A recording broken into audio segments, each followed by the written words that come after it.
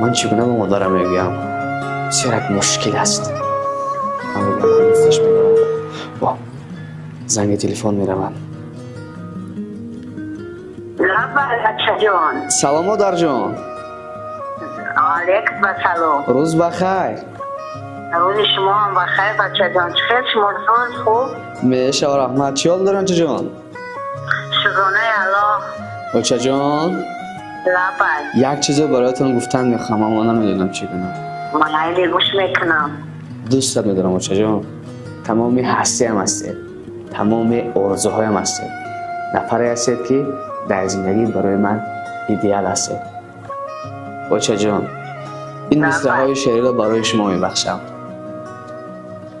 بچه دستان تو دایم به دعا، بچه اوژنگ رخت حرف خدا، زیر این چرخ فلک هیچگاهه نشوم کاش من از اوچه جدا. اوچه قربان تویم، نیمه جان تویم.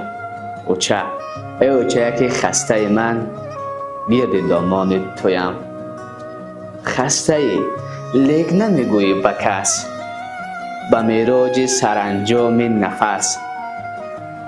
به توی اوچه که خسته من این جهان تنگتر از حجم قفس.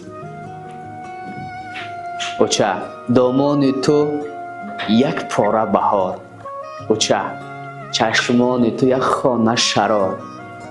التجا دارم ای وای خدا، سایه غم به سر اوچه نیار. رحمت کلام بچه جان. سلامت باشه چه جان. مایلی بچه جان. مایلش خوب مایلش خوب باشه با تماس میگیریم. مایلی